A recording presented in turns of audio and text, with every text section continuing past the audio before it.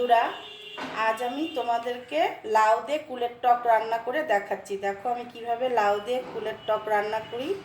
সাথে থাকে দেখো। কড়াইতে আমি তেল দিয়ে দিলাম, অল্প করে তেল দিলাম। এবারে আমি এই সর্ষে, এই যে কালো সর্ষে ফোড়নে দিয়ে দেবো। কালো সর্ষে ফোড়নে দিয়ে দিলাম, আর একটা কাঁচা লঙ্কা দিয়ে দিলাম।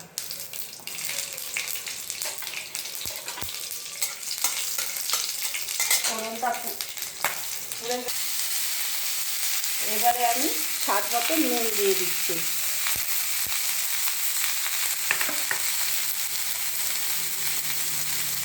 একটু হলুদ দিয়ে দিচ্ছি। হলুদ দিয়ে আর একটু লাউটাকে আমি ভেজে নেব। বন্ধুরা, এই টোপা কুলগুলো আমি ধুয়ে রেখেছিলাম, আমি কুলের লাউয়ের মধ্যে দিয়ে দিলাম। এবারে এটাকে একটু কষিয়ে নিচ্ছি, লাউ আর কুলটাকে একটু কষিয়ে নেব। তোমরাও এইভাবে রান্না করে খেয়েও দেখো, খুব ভালো লাগে খেতে। এই সময় হালকা হালকা গরম, এই সময় খুব ভালো লাগে খেতে।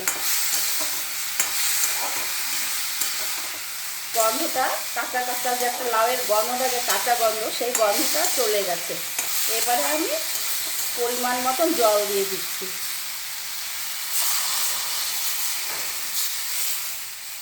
লাউটা সেদ্ধ হওয়ার জন্য আমি চাপা দিয়ে দিচ্ছি।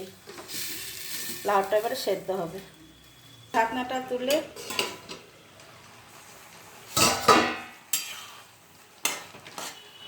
লাউটা সেদ্ধ হয়েছে নাকি দেখি। লাউটা পুরোপুরি একদম সেদ্ধ হয়ে গেছে, কুলগুলো ফেটে ফেটে গেছে, টকটা বেরিয়েছে। এবারে আমি এই যে ছোটো বাটির হাফ বাটি চিনি দিয়ে দিচ্ছি। চিনির থেকে আরেকটু জলটা ছাড়বে, জলটা ছেড়ে দিলে তারপরে আমি নামিয়ে দেব। আমার এই লাউয়ের কুলের টকটা, লাউ দিয়ে যে কুলের টকটা করেছি, এটা হয়ে গেছে। এরকম একটু ঝোল ঝোল নামাতে হয়। এবারে আমি নামিয়ে দিচ্ছি। কুলের টকটা খুব ভালো লাগে খেতে, ঠান্ডা হলে খেতে হবে। তোমরাও রান্না করে খেও, আমার তো ভীষণই ভালো লাগে এবং আমাদের বাড়ির প্রত্যেকেই খুব ভালোবাসে। খেলে শরীরটা ঠান্ডাও থাকে। ভালো লাগলে লাইক কমেন্ট করো, শেয়ার করো। সকলে ভালো থেকো, সুস্থ থেকো।